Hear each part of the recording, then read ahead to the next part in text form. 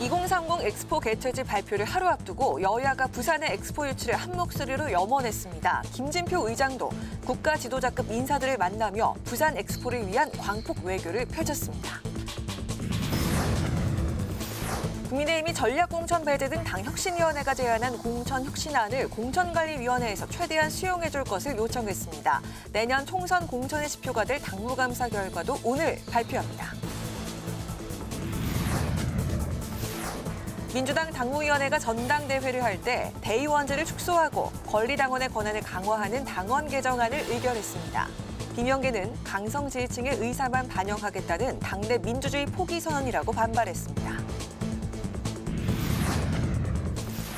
파워 인터뷰, 오늘은 병립형과 준연동형을 둘러싼 여야의 비례대표제 개편 논의에서 위성정당 방지법이 만들어질 수 있을 것인지, 또 논란이 끊이지 않고 있는 2028 대입 개편안의 쟁점과 대안은 무엇인지 강민정 더불어민주당 의원에게 들어보겠습니다.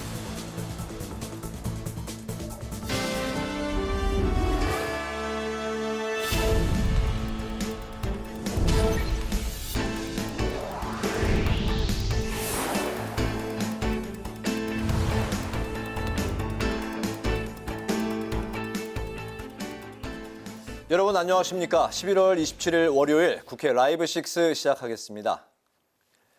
2030 세계 박람회 개최지 발표가 하루 앞으로 다가왔습니다. 국민의힘에선 경쟁국보다 늦게 유치 홍보에 참여했지만 윤석열 정부가 기업과 원팀으로 후회 없는 유치전을 펼쳤다고 강조했는데요. 민주당도 세계 엑스포는 글로벌 미래 과제를 주도하고 부울경 메가시티를 촉진하는 기회가 될 것이라며 유치를 기원했습니다. 보도에 남수지 기자입니다. 2030 부산 엑스포! 국민의힘 의원들이 기대에 찬 표정으로 2030 부산 세계 엑스포 판넬을 펼쳐 보입니다. 하루 앞으로 다가온 2030 세계 박람회 개최지 발표. 국민의힘은 그동안 윤석열 대통령의 부산 엑스포 유치 노력을 강조했습니다. 경쟁국인 사우디아라비아보다 유치 홍보에 늦게 뛰어들었지만 정부와 기업이 원팀으로 움직인 덕에 격차를 좁힐 수 있었다는 겁니다. 특히 사우디아라비아 지지를 결정했던 나라 중 일부가 한국 지지로 돌아선다는 전망이 나오는 만큼 후회 없는 유치전을 펼쳤다고 강조했습니다. 또 이 과정에서 각국 정부와 쌓은 신뢰관계는 엑스포 유치 외에도 다방면에서 긍정적 영향을 가질 것이라 밝혔습니다. 대한민국 1호 영업사원을 자처하며 82개 나라의 정상에게 직접 부산 유치를 홍보한 윤석열 대통령의 열정 역시 빛났습니다. 그러면서 부산의 엑스포가 유치될 시 경제적 효과는 61조 원에 달한다며 기대감을 나타냈고 또 다른 대한민국의 도약 에너지 결집이라는 점에서 숫자로 환산할 수 없는 효과를 낳을 것이라 전망했습니다. 더불어민주당도 2030 부산 세계 엑스포 유치 기원에 힘을 보탰습니다. 민주당은 엑스포에 대해 기술 발전 등 글로벌 미래 과제를 주도할 기회인 만큼 민주당도 엑스포 유치에 적극 협력해왔다고 강조했습니다. 또 엑스포 개최 후보 지역이 부산인 만큼 국가 균형 발전에도 도움이 돼 부울경 메가시티를 촉진하는 계기가 될 것이라 기대했습니다. 2021년 엑스포 유치 지원 특위 구성과 활동을 주도했고 핵심 인프라인 가덕도 신공항 건설의 기틀을 마련했습니다. 올해 4월 엑스포 유치 결의안 통과와 의원 외교를 통해 초당적으로 힘을 보탰습니다. 한편 2030 엑스포 개최지는 국제박람회기구 총회가 열리는 프랑스 파리에서 현지 시각으로 28일에 발표됩니다. 국회 방송 남수지입니다. 부산 엑스포 홍보대사를 자처해온 김진표 국회의장, 취임 후 17개월 동안 700여 명의 국가 지도자들을 만나서 부산 엑스포를 홍보했는데요. 이제 하루 앞으로 다가온 2030 세계 박람회 개최지 투표를 앞두고 선진국부터 개발도상국까지 맞춤형 전략적 의회 외교를 펼쳐온 김 의장의 부산 엑스포 유치 행보를 살펴봤습니다. 장정현 기자가 보도합니다. 지난해 7월 취임 이후 김진표 국회의장의 부산 엑스포 유치를 향한 의회 외교는 이렇게 요약됩니다. 장장 24만 킬로미터를 오가며 75개 국가 700여 명의 국가 지도자들을 만난 광폭 외교와 권역별 주요국을 상대로는 오고 가는 외교를 통해 일관된 부산 지지를 확인한 중점 공략 외교. 여기에 믹타 국회의장 회의와 한 중앙아시아 국회의장 회의, G20 의회 정상회의 같은 회의를 공략한 다자 외교. 김 의장은 특히 개발도상국과 중진국을 상대로 부산 엑스포는 한국의 발전 경험과 경제 발전 모델을 공유하는 계기가 될 것임을 강조했습니다. 2030년 부산 엑스포는 대한민국의 경제 발전 경험을 아프리카 파트너들에게 공유하고 호혜적이고 지속 가능한 경제 협력을 강화하는 결정적인 계기가 될 것입니다. 대한민국은 아프리카 친구들을 믿습니다. 우리의 발전 경험을 나누면서 서로 손잡고 함께 내일의 꿈을 만들어 갑시다. 여러분이 엑스포 유치에 힘을 보태주시면 대한민국은 우리가 함께 꿈을 이룰 수 있도록 혼신의 노력을 다하겠습니다. 부산 엑스포를 유치하면 한국의 많은 기업들이 각국에 투자할 수 있는 좋은 환경이 만들어질 것이라며 개별 국가의 관심사를 부산 엑스포 세일즈에 활용하는 전략도 펼쳤습니다. 여러분이 확고한 결정 덕분에 대한민국은 부산 엑스포 유치 경쟁에서 큰 힘을 얻었습니다. 캄보디아의 지지 결정은 우리 두 나라의 협력을 한층 강화하는 결정적인 계기가 될 것으로 확신합니다. 부산 엑스포가 결정되게 되면 칠레의 벨파라이소와 부산은 자매 도시이기 때문에 칠레의 독립한 전시관을 설치하기로 결정을 했습니다. 김 의장은 유치 과정에서 부산 엑스포 지지를 표명한 국가에 대해서는 반드시 감사함을 표하고 투표까지 이어지도록 일관된 지지를 당부했습니다. 한국의 유치 노력에 아주 큰 힘이 되고 있습니다. 결선 투표일까지 일관되게 한국을 지지해 주실 것을 당부드립니다. 부산 엑스포 전도사이자 홍보대사로서 소임을 다한 김 의장은 마지막으로 150여 개 세계 박람회기구 회원국 의장에게 부산 지지를 호소하는 서한을 보낸 뒤 이제 하루 앞으로 다가온 투표 결과를 기다리고 있습니다. 김 의장은 2030 부산 엑스포 유치가 확정되면 초당적인 특별법 제정으로 성공적인 부산 엑스포 개최를 지원해 국제사회에 한 약속을 지킨다는 계획입니다. 국회방송 장정현입니다. 민주당은 대의원제 축소와 현역 의원 공천 분리 강화 안건을 당무위에서 의결하면서 친명계와 비명계 간 갈등 조짐이 일고 있습니다. 민주당은 정부와 여당을 향해 행정 전산망 먹통 사태에 책임지라며 이상민 행안부 장관 경질을 촉구했습니다.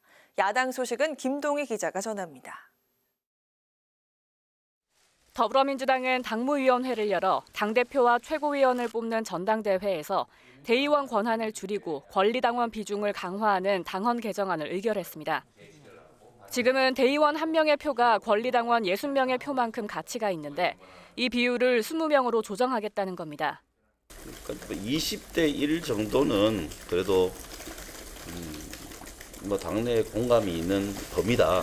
이런 판단이 좀 있습니다. 이렇게 되면 이재명 대표 지지층이 몰려있는 권리당원 표 비중이 크게 높아지게 되는데 친명계는 찬성, 비명계는 반대 목소리를 내고 있습니다.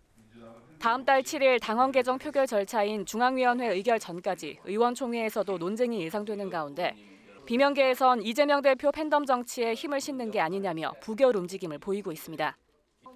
이 대표는 표의 등가성을 강조하며 충분히 논의해 의견을 모으겠다고 밝혔습니다. 우리 더불어민주당의 이제 대의원과 권리당원의 1인 1표제에 대한 열망이 매우 큰 건 사실인데 그 방향으로 가야 하긴 하겠지만 단번에 넘어서기는 어려운 벽이어서 한 걸음씩 이렇게 점진적으로 바꿔나간다는 점들을 좀 이해하고 좀 용인해 주시면 좋겠습니다. 내년 총선 때 선출직 공직자 평가 하위 10%에 든 현역 의원들의 감산 비율을 기존 20%에서 30%로 강화하는 안도 의결했는데 시스템 공천이 무너진 게 아니냐는 지적이 나오고 있습니다. 한편 민주당은 정부와 여당이 국정에 발목을 잡는다며 공세를 이어갔습니다. 행정 전산망 마비 사태를 들어 윤석열 대통령이 사태 책임자인 이상민 행안부 장관을 즉각 경질하고 대국민 사과하라고 촉구했습니다. 또 이동관 방통위원장 탄핵 방탄이 아닌 민생 법안을 처리하고 예산안 협상에 협조하라고 압박했습니다. 특히 대통령의 일관된 입법 거부권 행사는 보기 드문 사례이고 바람직하지 않다며 본회의를 통과한 노란봉투법과 방송 3법을 공포하라고 밝혔습니다. 국회 방송 김동희입니다. 국민의힘이 당 혁신위원회가 제안한 혁신안들에 대해 적극적 의지를 가지고 최대한 검토하겠다는 공식 입장을 밝혔습니다. 또 국회에선 특별지방정부 위상을 높이기 위한 대한민국 특별자치시도 협의회 출범식이 열렸습니다. 여당 소식을 한규미 기자가 보도합니다. 국민의힘이 혁신위원회가 제안한 공천 혁신안과 관련해 정부 측에 요청사항을 전달하기로 했다고 밝혔습니다. 혁신위가 보고한 4.5호 혁신안에는 전략공천 원천 배제와 과학기술 전문가 인재에 대한 전략공천 등이 포함돼 있습니다. 박정하 수석 대변인은 국민의힘 최고위원회가 혁신안을 상당 부분 의미 있는 제안으로 평가했다며 적극적 의지를 가지고 공천위에서 최대한 검토하겠다고 말했습니다. 정부 측에 혁신위의 요청 사항을 전달하기로 의견을 모았고요. 공천관리위원회가 선거관리 차원에서 잘 적용해 줄 것을 요청키로 했습니다. 당 지도부 의원들의 불출마 또는 험지출마 혁신안에 대해서는 지도부에서 따로 이야기되지 않았다며 혁신위가 최종적으로 정리해 건의가 이루어지면 의견을 다시 전하겠다고 언급했습니다. 한편 김기현 대표는 최고위에서 간첩 피고인들에 대한 일부 진보 성향 판사들의 안일한 판단을 지적하며 사법 시스템을 비판했습니다. 김 대표는 법원이 간첩 피고인들의 재판 지연 행위에 대한 제지가 없었다며 사실상 방조한 점을 지적했습니다. 특히 제주 간첩단 혐의로 기소된 피고인에게는 보석을 결정하며 전자팔찌를 면제하고 주거지 해제까지 해 사실상 증거인멸의 기회를 준 셈이 됐다고 지적했습니다. 제주 간첩단 혐의로 구속된 피고인에게 재판부가 지난 9월 직권으로 보석 결정을 내린 데 이어 바로 일주일 뒤에는 자유로운 활동을 도모하도록 전자팔찌 착용까지 면제해 주었습니다. 김 대표는 사회 전체를 붕괴시키는 돌이킬 수 없는 중대한 범죄는 신속한 재판을 통해 낱낱이 밝혀지고 피고인들에 대한 엄중한 법적 심판이 조속히 이루어져야 한다고 강조했습니다. 한편 김 대표는 제주와 세종, 강원, 전북 4곳이 참여하는 대한민국 특별자치시도 협의회 출범식에 참석해 지방 분권을 위해 노력해달라고 당부했습니다. 국회방송 한규미입니다.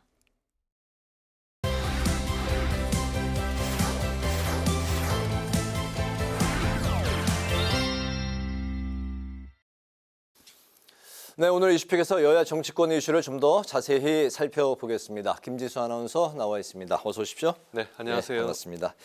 오늘 그 30일 본회의를 앞두고 있는데 방통위원장 탄핵 그리고 이제 예산안 처리가 맞물리면서 여야 간에 좀 긴장감이 높아지고 있죠. 그렇습니다. 이번 달 마지막 날이죠. 그리고 이제 12월 1일, 12월 첫날에 이제 연이어서 본회의가 예정이 돼 있는데요. 네. 민주당이 30일 본회의에서 이동관 방통위원장과 검사 탄핵안을 재추진하겠다고 밝혔습니다. 그리고 국민의힘이 이에 반대를 하면서 전운이 고조되고 있는데요. 30일과 12월 1일 이렇게 본회의가 연이어서 열려야 합니다. 탄핵안 표결을 이제 처리하기 위해서는요. 왜냐하면 국회법에 따라서 탄핵안이 본회의에 보고되고 나서 이제 24시간 이후 그리고 72시간 이내에 표결을 처리를 해야 되는데요. 민주당은 이미 여야가 합의했던 일정이라며 이번에 반드시 탄핵안을 처리하겠다는 입장입니다. 민주당 홍익표 원내대표 이미 본회의 일정은 서류로 합의한 것 아니냐. 윤재욱 원내대표 본인 이름으로 사인을 한 합의서가 있는데 뒤집는 건 말이 안 된다고 주장을 했고요. 네. 국민의힘은 본회의에서 합의된 예산안을 처리해야 하는데 본회의를 오직 탄핵을 위해서 개최하려 한다며 반발하고 있습니다.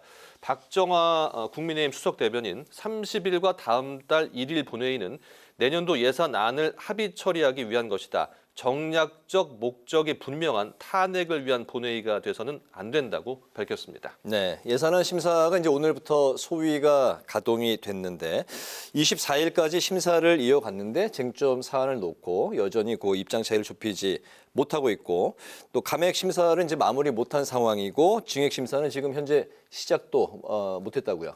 네, 13일부터 24일까지 예산 소위가 가동이 됐거든요. 네. 그래서 이제 첫째 주에는 감액 심사 그리고 둘째 주에는 이제 증액 심사를 보통 하는데 지금 말씀해주신 대로 이 감액 심사를 논의하다가 증액 심사는 시작도 하지 못한 상태입니다. 네. 그리고 이제 오늘부터 소소위가 이제 가동이 됐는데요. 소소위는 여야 간사 간의 이 예산안을 비공개로 협의하는 자리입니다. 예산결산특별위원회 위원장인 서삼석 민주당 의원과 예결위 여야 간사인 송원석 국민의힘 의원 그리고 강훈식 민주당 의원 그리고 이제 기재부의 고위 관계자들이 등 이제 소수 인원만 참석을 하는 비공식 회의체다 이렇게 볼 수 있는데요. 네. 하지만 이 특수활동비와 R&D 예산, 원전, 재생에너지, 새만금 예산 이런 쟁점 사안을 놓고 여야가 첨예하게 대립을 이어가면서 이 소소비 협상도 쉽지 않을 것으로 보이는데요. 특히 국회법상 여야가 30일, 이번 달 30일까지 예산 심사를 마치지 않으면 12월 1일 본회의에 정부가 처음에 제출했던 예산이죠. 정부 예산안 원안이 자동 부의가 되는데요. 이에 민주당은 자체 수정안을 준비하겠다는 입장입니다. 강훈식 민주당 예결위 간사 예산 심사 마무리가 어렵도록 정부와 여당이 시간을 끌고 있다. 30일까지 예산안 심사를 마치지 않는 경우 다음 날 정부 원안이 본회의에 자동 부의되는 것을 악용하려는 의도라고 주장을 했고요. 네. 이에 따라서 자체 수정안을 마련하겠다는 방침을 밝힌 상태입니다. 네, 여러 가지 셈법들이 오고 가고 있는 아주 복잡한 상황인데 네. 그런 가운데 이제 예산안 처리 시한은 12월 2일, 이제 한 일주일 정도밖에 남지 않았는데 특히 그 특수활동비에 대해서 민주당이 그 사용 내역을 공개하라 이렇게 이제 압박하고 있는 상황이죠. 네, 민주당은 이제 특수활동비 태스크포스 TF를 구성을 했는데 오늘 기자회견을 열었습니다. 네. 민주당은 국회 예결위 심사 과정에서 이 특활비를 편성한 14개 부처의 사용 내역을 요구했지만 예산 소위가 끝나가는 시점까지 이 대다수의 기관이 묵묵부답으로 일관을 했다 이렇게 주장을 했고요. 네. 윤석열 정부는 특활비 논란이 더 이상 제기되지 않도록 14개 부처의 특활비 사용 내역을 엄정하게 공개해야 할 것을 촉구를 했습니다. 또 지금처럼 정부의 비협조적인 태도로 사용처가 소명되지 않은 이런 특활비 항목은 앞으로 대폭 삭감하겠다는 원칙으로 대응할 수밖에 없다고 덧붙였습니다. 그렇군요. 국민의힘은 이뇨한 혁신위원장을 둘러싼 잡음이 계속해서 좀 이어지고 있는데 특히 이제 30일에 인적 쇄신안을 당 지도부에 정식 안건으로 제출할 것으로 알려지고 있네요. 그렇습니다. 그동안에 이제 이뇨한 위원장이 영남, 중진, 친윤 인사들에게 이제 불출마를 권유를 하거나 또 아니면 이제 용퇴론 이런 것들을 권유를 해왔었는데요. 네, 험지 출마나. 그렇죠. 험지 네. 출마, 네. 수도권 험지 출마였는데 이번에 이제 발표한 방침이 이 불출마나 수도권 험지 출마를 요구하는 안건을 말씀해 주신 대로 오는 30일까지 의결한다. 이런 방침인 것으로 전해지고 있습니다. 네. 본회의도 30일이고 지금 이 내용도 30일이기 때문에 이번 주가 아주 큰 격변의 시기인 것 같은데요. 네. 그동안 권고 수준이었던 용퇴론을 혁신이 공식 의결을 거쳐서 지도부에 정식 요구하는 절차를 밟기로 한 겁니다. 당초 지난주에 공식 의결하자는 입장도 나왔었지만 반대 의견이 나오고 또 일부 위원들이 사퇴한다는 소문까지 나오면서 오는 30일로 날짜를 잡은 것으로 보이는데요. 이런 가운데 오늘 하태경 의원이 내년 총선에 종로에 출마를 해서 국민의힘의 수도권 승리를 견인하겠다고 선언을 했고요.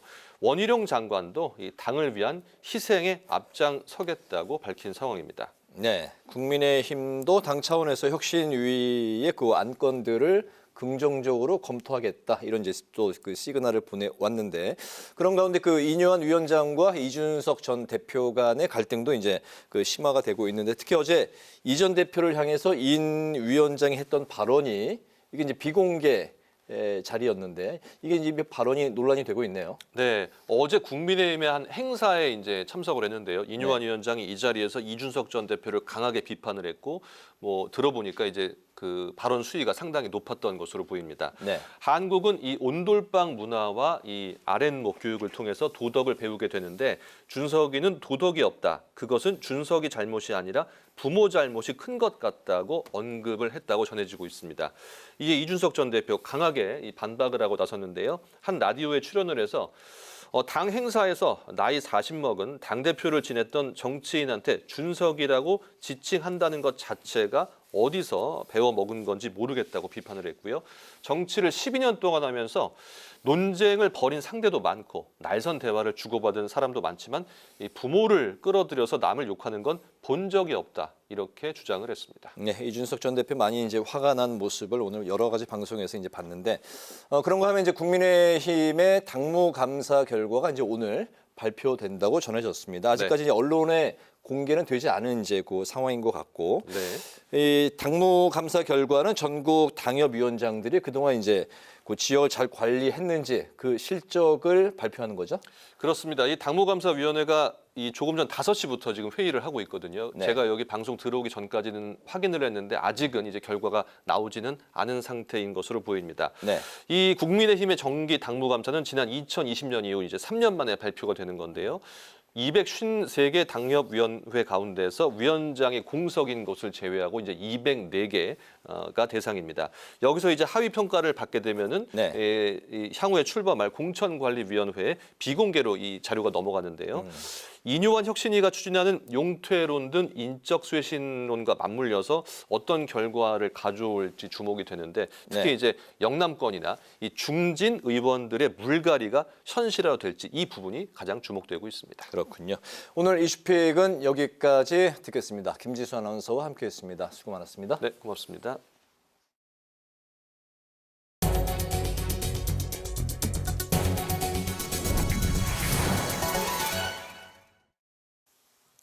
윤석열 대통령이 유럽 순방을 마치고 귀국하자마자 김기현 국정원장을 비롯한 국정원 수뇌부 3인을 전격 교체하는 인사를 단행했습니다. 윤 대통령은 후임 국정원장 지명은 미룬 채 우선 1차장엔 홍장원 전 영국 공사를, 2차장엔 황원진 전 북한 정보국장을 임명했습니다. 이에 대해 더불어민주당은 정부 여당의 무리한 국정원 장악 시도가 원인일 가능성이 있다며 국회 정보위를 통한 사실관계 확인을 검토하고 있다고 밝혔습니다. 독립운동가 중에 잘 알려지지 않은 만호 홍진 선생을 재조명하는 학술 심포지엄이 국회에서 열렸습니다. 김진표 국회의장은 홍진 선생은 대한민국 임시정부를 만드는 데 공헌했고 우리 헌법의 모태가 된 대한민국 임시헌장의 기초를 닦은 분이라며 홍진 선생의 정신과 업적을 계승하고 알리는 데 국회가 더욱 노력하겠다고 말했습니다. 심포지엄을 공동 주최한 김교흥 국회 행정안전위원장은 이번 기회를 통해 통합 정치를 모색했던 홍진 선생님의 면모가 재평가되고 기념사업회가 발족하는 계기가 되길 바란다고 말했습니다. 국민의힘이 카피대전 공모전 시상식을 열고 당선된 사무처 당직자와 보좌관들을 축하했습니다. 당무 및 정책 부문에선 혁신, 헌신, 그리고 확신이란 문구가, 예산 부문에선 맞춤형 복지는 업, 국가 부채는 다운이라는 문구가 대상에 선정됐습니다. 이만희 사무총장은 젊은 감각으로 국민의 눈높이에서 소통할 수 있어야 한다며 당의 변화와 총선 승리를 위해 앞으로도 많은 제안을 해달라고 부탁했습니다.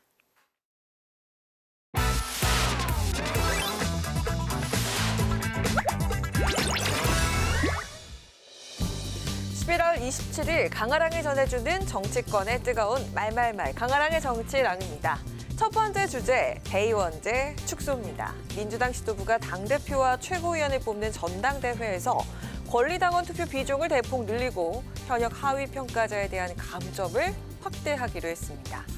현재 권리당원 60표에서 70표까지가 대의원 1표에 해당하는 점을 고려하면 권리당원의 표 가치를 3배 이상 높인 셈인데요. 지도부를 중심으로 전당대회 대의원제 축소 절차가 진행되자 비명계에선 이재명 사당화의 완성이란 비판이 터져나오고 있습니다. 익명을 요구한 한 비명계 의원은요, 이른바 강성 지지층인 개딸의 영향력을 키워서 내년 8월 전당대회에 또 출마하겠다는 행보 아니냐고 목소리를 높였습니다. 자, 이런 지적에 권칠승 수석 대변인은 20대 1 정도는 당내 공감이 되는 범위라고 판단했다며 선을 그었습니다. 이재명 대표도 표의 등가성 중요성을 강조했습니다. 민주주의 사회에서 표의 등가성은 매우 중요한 가치입니다. 대의원과 권리당원의 1인 1표제에 대한 열망이 매우 큰 건 사실인데 그 방향으로 가야 하긴 하겠지만 한 번에 넘어서기는 어려운 벽이어서 한 걸음씩 이렇게 점진적으로 바꿔나간다는 점들을 좀 이해하고 좀 용인해 주시면 좋겠습니다. 이 대표는 대의원과 권리당원의 비중을 1대1로 가야 한다고 강조하는가 하면 김영계 반발에 대해선 충분한 협의와 논의를 거치겠다고 답했습니다. 해당 안건은 다음 달 7일 중앙위원회에서 의결되면 최종 확정이 되는데요.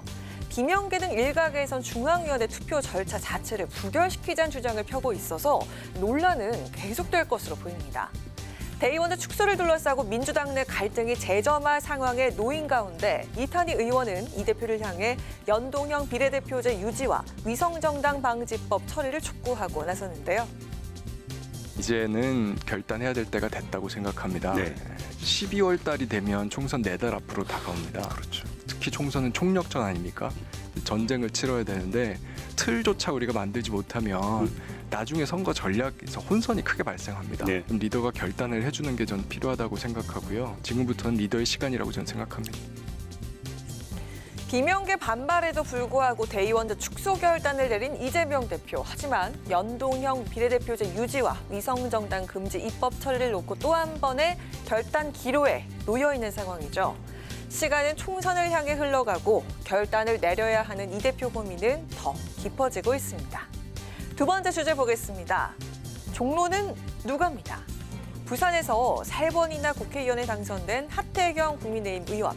오늘 기자회견을 열고 내년 4월 총선에선 부산이 아닌 서울 종로에 출마하겠다고 밝혔습니다. 종로에서 힘차게 깃발을 들고 우리 당 수도권 승리의 견인차가 되겠습니다.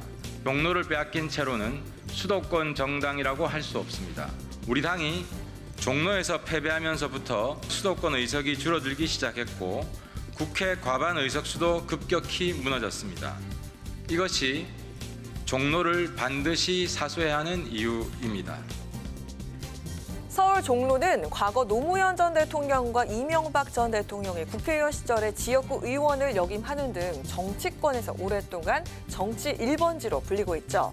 실제 종로는 지난 16대부터 18대 국회까지는 국민의힘 전신인 한나라당의 박진 외교부 장관이 당선됐지만 19대 총선에서 더불어민주당의 전신인 민주통합당 후보로 나선 정세균 전 국회의장이 당선되면서 기류가 바뀌었습니다. 공교롭게도 종로 지역구를 차지한 민주통합당은 19대 국회 당시 의석수를 127석 가져가는 등 18대 국회와는 다른 분위기를 만들었습니다.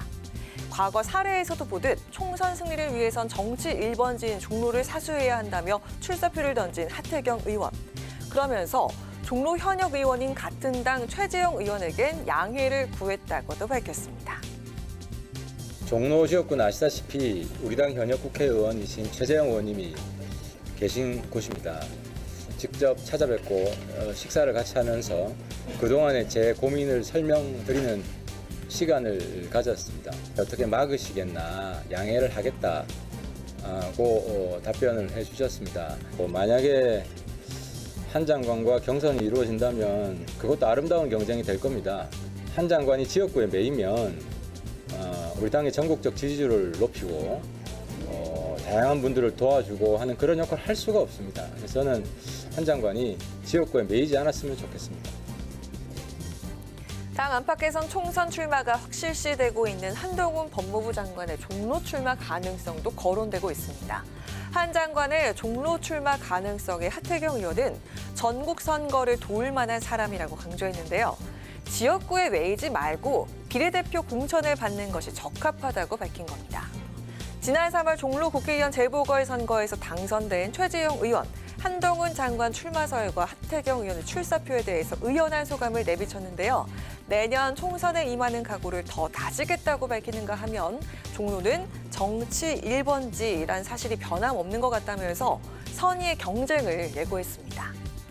대한민국 정체의 상징인 종로 1번지를 두고 벌써부터 경쟁이 후끈 달아오르고 있습니다. 종로 1번지의 주인공은 어느 당에서 차지하게 될지 더 기대감이 높아지고 있습니다. 지금까지 강아랑의 정치랑이었습니다.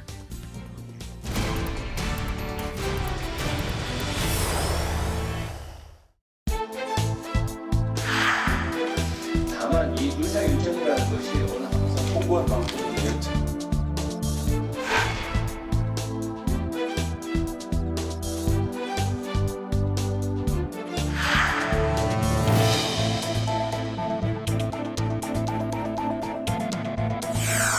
증오 정치와 반사이익 구조라는 낡은 정치를 깨는 것이 가장 좋은 총선 전략일 수 있습니다. 이제 민주당이 결심할 시간입니다.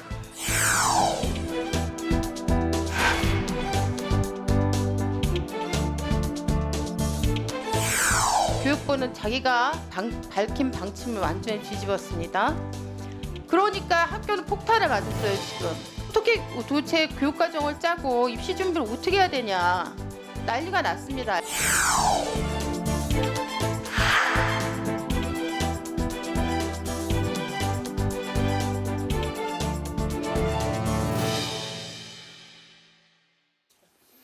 네, 내년 총선까지 이제 5개월 정도밖에 남지 않았습니다. 그렇지만 지난 21일 4개월 만에 재가동된 국회 정개특위는 위성정당 방지법 논의 여부를 놓고 여야 간의 입장 차이를 좁히지 못했는데요. 또 내년 2월까지 확정해야 할 2028 대입 개편안도 논란이 잦아들지 않고 있습니다. 그래서 오늘은 강민정 더불어민주당 의원을 모시고 관련한 자세한 말씀을 들어보는 시간을 갖겠습니다. 의원님 어서 오십시오. 반갑습니다. 안녕하세요. 네.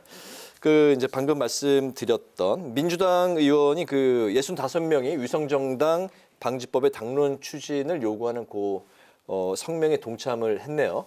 네. 그때 발표할 때는 30명이 했고 지금 네. 이제 위성정당 방지법을 김상희 의원께서 여러 개 나온 걸 통합해서 하나 개정안을 내셨거든요. 여기에 지금 거의 70명의 의원들이 공동 발의자로 지금 참여를 해서 아마 내일이나 모레 조만간에 이게 발의가 될 거예요. 동참하는 의원이 점점 늘어나는 네, 늘어나고 그런 있어요. 상황이군요. 네. 지난 총선에서 소수정당 진출을 위해서 도입했던 준연동형 비례대표제 부작용으로 꼼수라고 이제 당시 비판을 많이 받았던 게 바로 위성정당 아니겠습니까? 그렇죠. 위성정당 출현을 막는 게 우리 정치 구조를 이제 개혁하고 혁신하는데 왜 중요한지 그 배경부터 좀 들어볼까요? 원래 국회는 국민의 대표를 뽑는 거잖아요. 근데 우리나라 정치사는 아주 오랫동안 양당 구조가 너무 오랫동안 당연하게 이게 유지돼 왔어요. 네. 국민은 두 가지 종류만 있는 게 아니고 너무나 다양한 국민들이 있는데 이 다양한 국민들이 자기 대표를 가지는 게 원천적으로 선거 제도에 의해서 이게 막혀져 왔던 거고 네. 이게 이제 21대 국회를 우리가 뽑기 전에 선거법을 만들 때 연동형이 그런 식으로 국민의 어떤 정치적인 자기의 선택권을 보장해서 다양한 국회가 다양한 대표성을 갖는 국회 구성이 되도록 하는 게 사실 연동형이었거든요. 연동형 선거제예요. 그런데 이제 아까 우리 앵커님 말씀하신 것처럼 21대 선거할 때 꼼수라고 얘기하기보다는 거의 반칙이라고 저는 생각하는데 네. 국민한테 이런 선거제로 선거를 치르겠습니다 해놓고 사실 그 선거제도가 가지고 있는 가장 중요한 취지, 목적 이거를 완전히 배신해버린 거잖아요. 그렇게 해서 다시 양당 지금 이제 국힘하고 민주당하고가 거의 200 몇 석인가요? 지금 한 270, 80석을 300석 중에 다 차지하는 이런 상황이 이제 돼버려서 적대적인 공생 관계에 있는 두 당이 양대 두 정당이 계속 이제 국회 구성에 주도권을 쥐고 가는 거죠. 근데 이거를 22대에도 계속 할 것인가? 네. 이런 이제 문제가 제기가 되는 거죠. 총선을 앞두고. 근데 그동안 사실 국힘은 이제 그런 게 별로 없었지만 민주당은 선거가 끝나고 나서도 그랬고 그다음 대선 과정에서도 그랬고 이 위성정당이 반칙이었다. 네. 그래서 여기에 대해서 사과하고 반성하고 다시 위성정당을 만들지 않겠다. 그리고 현행 선거법이 원래 했던 국민들의 정치적인 선택이 그대로 국회에 반영되는 그런 선거 제도를 하겠다. 이런 약속들을 계속 해왔어요. 네. 그런데 지금 이제 선거제 이 협상과 합의를 앞두고 이게 또다시 원점에서 지금 쟁점이 되고 있어서 그 일부 이제 의원님들 중에 저희 민주당 특히 의원님들의 우리가 원칙을 지키는 정치를 해야 되지 않냐. 그리고 사실은 위성정당을 만들므로 인해서 물론 그 시작은 국민의힘이 시작을 했지만 결국 양당이 다 위성정당을 만드는 과정에서 유권자들은 투표를 할 수밖에 없었잖아요. 저는 그때 저도 사실은 이 유권자 입장에서 투표를 하면서 분노하고 막 그랬거든요. 우리가 이렇게 투표하는 게 맞나. 그래서 제가 생각할 때 위성정당이 다시 만들어지면 국민들이 이 정치에 대해서 느끼는 배신감, 막 이런 것들이 정치 냉소주의 같은 걸 좀 강화시키지 않을까 저는 그런 생각을 합니다. 그래서 알겠습니다. 네. 네. 근데 과연 그 위성정당 방지법이 생긴다고 해서 진짜로 위성정당이 안 만들어질까라는 그런 의문점이 생기시는 분들 있을 텐데 편법이 좀 나오지 않을까 이런 시각이 있거든요. 그 현재 의원님을 비롯해서 이탄희 의원 그리고 민영배 의원 등이 낸 법안이 또 있습니다. 김상희 의원도 법안 준비 중이라고 하고 이게 최종적으로 좀 어떤 법안의 힘이 모일지 궁금하고요. 그 위성정당을 막을 수 있는 실효성 있는 그런 게 있을지 궁금합니다. 네, 헌법에 이게 정당 활동의 자유, 정당을 만들 자유, 설립의 자유 이게 헌법적 권리이기 때문에 사실 정당을 만드는 것 자체, 창당 자체를 막을 수는 없어요. 그런데 우리가 21대 국회를 구성할 때 선거에서 위성정당이 뭔지는 다 경험하고 학습했어요. 그러니까 가짜 정당을 만드는 거죠. 말해서 꼭두각시 정당. 그래서 오로지 의석수를 위해서 그것만 딱 목적이 달성되면 그 정당 자체가 사라지는. 그래서 선거 끝나자마자 사실은 국민의힘이 당시에 만든 위성정당을 바로 합당을 해버렸잖아요. 민주당도 마찬가지로 더불어시민당이라고 하는 당을 만들었다가 합당을 해버렸잖아요. 그래서 저는 이 창당의 자유를 막을 수는 없지만 위성정당이라고 하는 게 이런 당이 위성정당이라고 하는 거는 우리가 모든 국민이 알게 됐기 때문에 전 막을 수 있다고 봅니다. 김상희 의원님이 그거를 지금 법안에 발의안에 넣으셨어요. 그래서 어떤 내용이냐면 반드시 비례 공천도 하고 지역구 공천도 반드시 지역구 공천만 하는 당 이런 당은 이제 못 나오게 법으로 막겠다.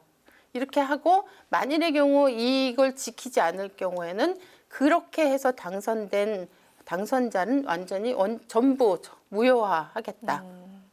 당선 무효로 하겠다. 이런 내용이 들어가 있는 위성정당 방지법을 지금 발의 직전에 계셔요. 비례성을 어쨌든 이제 강화하고 보장하자는 게 계속 나오는 이제 선거제 개편 논의의 이제 핵심 사안인 것 같습니다. 그렇죠. 네, 민주당이 이제 29일 의원총회에서 이제 선거제 논의에 이제 착수하게 되는데 대선 때 이제 위성정당 방지를 약속을 했었던 이재명 대표가 현재 이 부분에 대해서 이제 확실한 답을 내놓지 않고 있다 이런 이야기가 나오고 있는데요. 그리고 이제 신당의 움직임이 이제 신경이 많이 쓰이고 있는 그 여당 입장에서는 병립형 비례대표제 를 이제 주장을 이제 하고 있는데 거의 뭐 이제 당론으로 굳어져 가는 분위기인 것 같습니다. 이 여당과 이제 병립형 비례대표제에 대해서 또 타협할 좀 그 여지도 있는 게 아니냐 이런 이제 조심스러운 관측도 좀 나오고 있고 선거제 개편이 어쨌든 여야 간 이제 합의가 중요한데 이제 여당과 이제 협의를 할 때 어떤 부분들을 좀 중점적으로 설득해 나갈 계획일까요? 민주당 입장에서? 민주당은 원래 현행 선거법이 만들어질 때 그 취지를 잘 살리는 제도를 가자고 전 주장하는 게 맞다고 봅니다. 그런데 이제 사실 국민의힘은 현행 선거법이 만들어질 때도 거기에 합의하지 않았어요. 그때 사실 나머지 야당들이 결국 패트 뭐 이런 과정을 거치면서 그 합의를 했던 거잖아요. 그러니까 이제 국민의힘 입장에서는 우리가 동의하지 않은 법이다, 현행법은. 그러니까 우리는 위성정당 만들겠다 이렇게 공공연하게 이제 지금 얘기를 하고 있는 건 맞고 만일의 경우 현행법이 아니라면 옛날식 그 선거제도로 돌아가자. 그게 병립형 이제 선거제도거든요. 그렇게 주장을 하고 있고 지금 이 선거라고 하는 게 워낙 이 정치권에서는 가장 중요한 어떻게 보면 이 구도를 어떻게 결정짓느냐가 여기서 다 되는 거니까 의석수 계산도 해야 되고 여러 가지 변수들이 많이 있고 특히 우리 앵커님 말씀하신 것처럼 지금 막 뭐 무슨 신당 막 이런 변수들도 막 돌출 변수들이 생기니까 지도부가 약간 신중할 수는 있다고 생각합니다. 그런데 저는 민주당만큼은 원칙을 지키는 그런 선거제도를 맨 앞장서서 저는 얘기하는 게 맞다고 보거든요. 그게 저는 국민들한테도 지지를 제일 많이 받을 것 같아요. 위성정당 만들어서 가짜 정당으로 선거판을 반칙이 횡행하는 당으로 그런 판으로 만드는 정당 국민의힘. 원칙을 지키고 국민의 대표를 제대로 비례성에 맞춰서 뽑을 수 있는 선거제도를 앞장서서 실천하는 민주당. 이렇게 저는 국민들이 이제 굉장히 많이 아시기 때문에 그렇게 이 선거가 가면은 생각보다 국민들이 반칙하는 정당에 대한 이런 지지는 저는 많이 거둬들이시지 않을까 이렇게 생각하니까 대표님이나 지도부도 그런 것까지 감안해서 고민하시지 않을까 싶어요. 알겠습니다. 네, 다음 주제로 넘어가 보도록 하겠습니다. 의원님의 전문 분야 바로 교육 분야 네. 현안인데요. 지난 그 16일에 또 수능이 치러졌습니다. 네. 킬러 문항은 없었지만 그야말로 불수능이었다 이런 평가가 있는데 올해도 수능 만점자가 없을지도 모른다는 그런 관측도 있었습니다. 유난히 그 관심이 쏠렸었는데 이번 그 수능 어떻게 평가를 하시는지요? 킬러 문항이 없었다는 건 이제 교육과정 평가원하고 네. 이 정부 측이 이 수능 끝나자마자 이제 그렇게 얘기를 했었죠. 불이 나게 네, 발표를 했더라고요. 그런데 사실 수학 22번 같은 경우 이게 맞힌 학생이 1.4%인가밖에 안 돼요. 네. 정답자가. 그러면 과연 이런 거를 킬러 문항 아니라고 할 수 있나? 뭐 이런 사실 근본적인 문제도 제기가 되는데 어쨌든 이번에 이 킬러 문항 논쟁이 올해 6월 달에 이제 대통령께서 네. 킬러 문항을 던지시면서 이게 시작이 됐잖아요. 그리고 네. 막 온통 그 교육계가 막 이것 때문에 너무 막 시끄러웠는데 그렇게 되면서 학생들, 수험생들하고 학부모한테는 올해 수능은 쉬운 수능이다. 이런 시그널을 준 결과가 돼버렸어요. 그래서 다른 때보다 올해 수험생이 엄청나게 많이 늘었고 규모도 늘었고 N수생들. 네, 그리고 검정고시 출신들. 그래서 보통 고3 졸업하는 이 재학생이 주로 이제 수능을 많이 보는데 올해는 뭐 N수생들이 한 35%? 전체 수험생에 굉장히 높았어요. 그 비율이. 네. 네, 그렇게 되면서 재학생들이 오히려 굉장히 저는 가만히 앉아서 우리 대통령 말씀 한마디 때문에 엄청 피해를 받게 된 수능이 아닌가 그렇게 생각이 듭니다. 네. 그리고 불수능 사실상 너무 난이도 네. 전반적으로 어려웠기 때문에 사실상 이제 불수능이라는 얘기가 지금 나오고 있어요. 네. 네. 앞으로 이제 바뀌게 되는 2028년도 대입 개편안을 내년 2월까지는 이제 확정을 해야 되는 이제 그런 상황인데 여러 가지 이제 의견 수렴을 이제 해가는 이제 과정인데 여기에서 이제 뭐 상대 평가와 절대 평가에 대한 그 맞불 집회도 지금 뭐 열리고 있고 여러 가지 좀 논란들이 좀 있는 것 같습니다. 교육부도 지금은 상대 평가, 절대 평가가 갈 수밖에 없다. 뭐 이런 이제 입장인데 이것만은 그래도 꼭 바뀌어야 된다. 의원님이 지금 생각하시는 2028년도 개편안, 대입 개편안에 대한 좀 어떤 그 개선 방향 뭐 네. 이런 것 좀 있으시면 들어볼까요?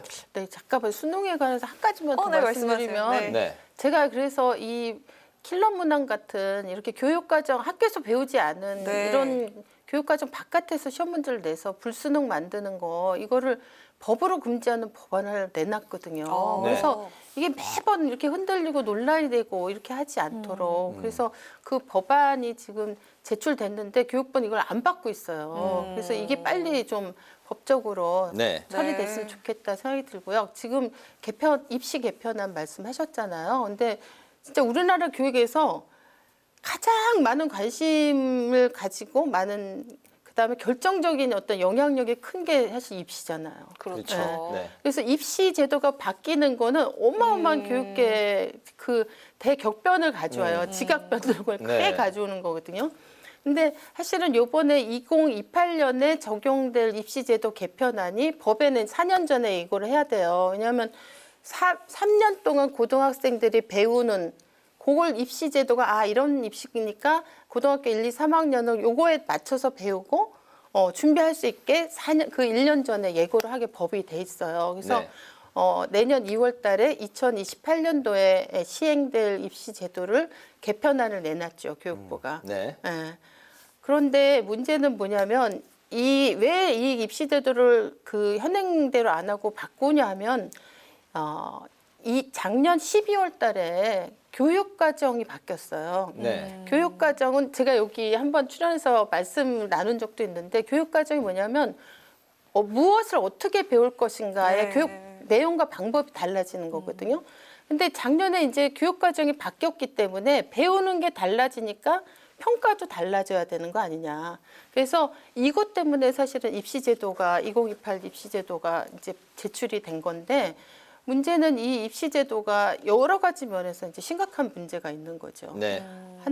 하나는 이 입시제도가 원래는 내신이 처음에 이제 교육부에서 발표할 때 올 6월 달까지 발표할 때는 고등학교 1학년은 9등급 3대 평가를 하고 바뀐 교육과정이 고교 학점제라는 거예요. 이 고교 학점제는 쉽게 말하면 학생들이 자기가 원하는 자기 진로와 관계되는 다양한 과목들이 이렇게 학교에서 개설해 놓으면 그걸 선택해서 배우는 거. 네, 그게 한 60개 정도 된다고요? 네, 60개 이상. 네. 학교마다 다른데 더 많은 개설 학교도 있어요. 그런데 이렇게 이제 해서 2학년, 3학년을 배우니까 2학년, 3학년 절대평가 하겠다. 이렇게 발표했었거든요. 근데 요번에 입시제도 개편안에 내신을 1학년, 2학년, 3학년 다 상대평가 하겠다고 발표를 한 거예요. 그러면 2학년, 3학년에 자기가 원하는 과목을 만일의 경우 몇 명밖에 신청을 안 했다. 그러면 이 상대평가 하면은 네. 1등급, 2등급, 3등급의 숫자가 확 줄어들잖아요. 그러니까 바로 그래서 뜨거운 아이스 아메리카노다라는 그렇죠. 이제 뭐 약간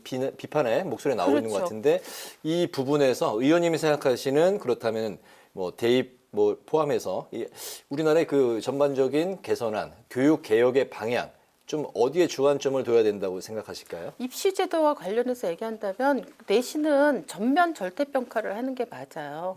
그래서 아이들이 다른 옆에 있는 친구보다 내가 더 위인가 아래인가에 의해서 자기 공부 학습의 결과를 평가받는 게 아니고 네. 원래 그 과목의 요 단원에 이 정도는 자기가 배워야 된다는 걸 그걸 평가받는 거. 그러니까 학습 목표에 도달했는가를 평가받는 게 절대평가거든요. 네. 이 절대평가로 내신을 전환해야지만 아이들이 진짜 친구하고 경쟁 속에서 1점을 더 받기 위한 공부가 아니고 그 단원에 맞는 배워야 될 걸 제대로 배우는 공부를 할 수가 있는 거죠. 네, 절대평가의 방향으로 가야 그렇죠. 된다. 그리고 뭐 수능도 사실은 이제 시간이 뭐 없어서 그렇긴 한데 수능도 사실은 제가 볼 때는 절대평가로 가는 게 지금 영어하고 한국사는 절대평가 하고 있거든요. 수능도. 네. 그러니까 이것도 전혀 불가능한 게 아니에요.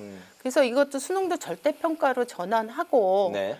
그리고 지금 또 뭐가 문제냐면 9월 달에 수시가 다 끝나고 11월 달에 정시를 얘들이 수능 봐서 정시에 들어가는 이게 이제 이원화돼 있어서 네. 수시로 가는 애들은 9월 달이 딱 끝나고 나면 완전 학교가 초토화되는 거예요. 수업이 안 되고 완전 학교의 존재 이유를 묻게 되는 거죠. 네. 이게 수년 동안 그렇게 돼 왔어요. 네. 그래서 이 수시와 정시를 사실은 11월 수능 끝나고 나서 통합적으로 운영하면 고등학교 3학년 1년도 제대로 배우면서 입시 준비도 할 수 있는 네. 이런 식의 통합 입시 제도로 이것도 바꿔야 됩니다. 사실은. 네. 알겠습니다. 네. 바꿔야 될 게 너무 많습니다.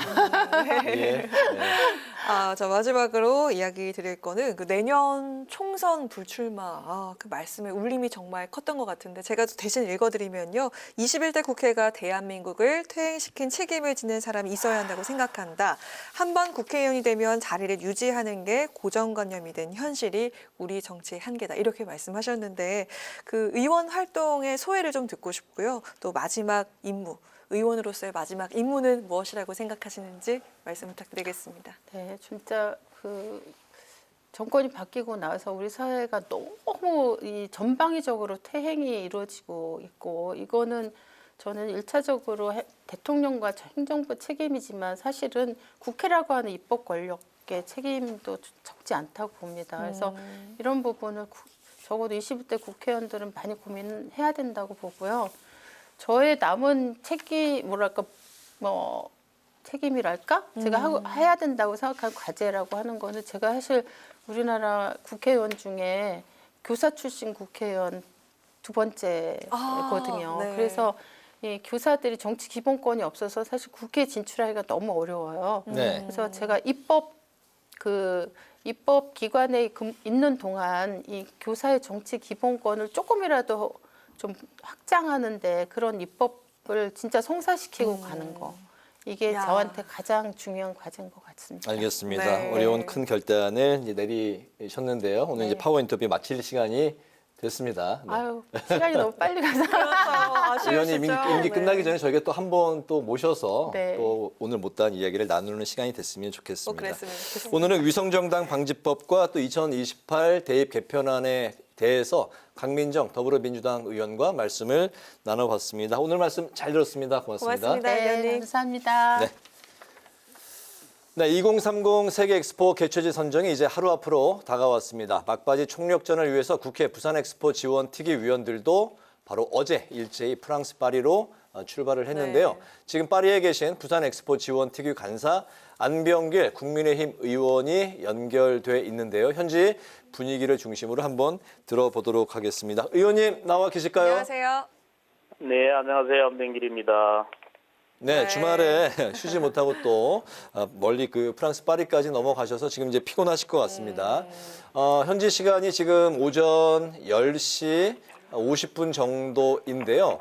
혹시 그 시차 네네. 때문에 좀 힘들지는 않으실까요? 아이고, 괜찮습니다. 네, 알겠습니다. 그 시차 적응도 이제 하시기 전에 바로 이제 유치 전에 뛰어드셔야 할 네네. 상황. 정말 이제 올 때까지 다 왔습니다. 특위 위원들의 오늘과 그 내일 일정이 좀 어떻게 될지 좀 들어볼까요? 네, 우리 특위 18명 중에서 네. 13분이 우리 파리에 어제 저녁에 도착을 했고요. 오늘 아침에 그 한덕수 우리 총리 그리고 우리 그 산업통상부 장관, 부산시장 또 대통령실 관계자와 함께 조창 간담회를 하면서 마지막 점검을 했습니다. 다들 긴장된 분위기였는데요. 이제 오늘은 우리 한국문화원에 가서 오후에 같이 좀 홍보 활동을 좀 하고요. 내일은 오전에 자체 리허설이 있습니다. 우리 한국 자체 리허설 프레젠테이션 리허설에 참여를 해서 참관을 할 예정이고 여기 시간으로 오후 2시부터 우리 최종 그 PT 결전에 참여를 할 예정입니다. 네. 네, 이 부산이 투표 기호 1번입니다. PT도 우리가 첫 번째로 한다고 들었는데 또 에펠탑 앞으로 부산이 크게 적힌 버스가 다니는 사진도 봤습니다. 또 기호 1번이어서 그럴까요? 부산이 넘버원이라는 슬로건처럼 파리 현지와 회원국들 사이에서도 좀 부산이 좀 뜨는 분위기일까요? 현지 반응 어떻습니까? 네, 어제 저녁에 와서 우리 외교 관계자라든지 또 여기에 있는 기업체 관계자들한테 이야기를 좀 들었는데요. 지금 파리는 온통 부산입니다. 네. 마치 부산을 파리로 옮겨놓은 듯이 드골공항에 내려서 시내로 들어오는 쪽에 전광판이나 이런 것은 모두 다 부산 엑스포 is ready, 부산 엑스포 넘버원으로 다 도배가 되어 있고요. 그리고 지나가는 택시라든지 또 버스 아마 2030대라고 들었습니다. 버스에 부산 엑스포 홍보 버스가 다니고 있고 또 부산의 기업인들이라든지 또 부산 시민 우리 한국 기업인들이 파리에 와서 지금 쉴 틈 없이 열심히 막바지 득표 활동에 주력을 하고 있습니다. 파리는 말 그대로 지금 총성 없는 전쟁이 벌어지고 있는 것 같습니다. 긴장감이 역력합니다. 네. 이제 운명의 이제 하루가 이제 얼마 남지 않았습니다. 사우디를 우리가 이제 늦게 유치전에 뛰어들었기 때문에 5.1달러를 우리가 따라잡을 수 있을까 뭐 그런 우려도 있었습니다만은 이제 10표 정도만 추격하면 된다 이런 이야기도 들려오고 있는데요. 내일 치러지게 될 바로 투표 운명의 결전 시간 막판 뒤집기 전략과 함께 반드시 승전보를 전하겠다 하는 그 의원님의 다짐이 있다면 그 한 말씀 마지막으로 좀 힘차게 부탁을 드려볼까요? 네, 저 개인적인 염원도 될 수 있지만 우리 정부의 전략은 막판 마지막 순간까지 최선을 다한다는 겁니다. 그래서 내일 투표 직전 투표소 안에서도 선거운동을 펼칠 예정이고요. 저희들 국회 방문단도 내일 현장에 들어가서 각국 지인들과 같이 마지막까지 선거운동을 할 생각입니다. 지금 팽팽한 긴장감이 있기 때문에 막판에 한 표가 결정을 좌우할 수도 있을 것으로 그렇게 보이기 때문에 정말 우리 10만이 안다는 그런 각오로 지금 막판까지 최선을 다하고요. 아마 대역전극이 벌어지지 않을까 저희들은 내심 기대를 하고 있습니다. 마지막까지 최선을 다해서 우리 국민들께 좋은 소식 전해드리도록 하겠습니다. 네, 저희 국회 방송도 응원하도록 하겠습니다. 파이팅! 네, 좋은 결과 응원하도록 하겠습니다. 오늘 말씀 여기까지 듣겠습니다. 고맙습니다. 감사합니다. 네, 지금까지 2030 세계엑스포 개최지가 선정되는 프랑스 파리 현지에 계신 국회 부산 엑스포 지원 특위 안병길 국민의힘 의원과 이야기 나눠봤습니다. 자, 오늘 국회 라이브 6 여기까지 보겠습니다. 시청해주셔서 고맙습니다.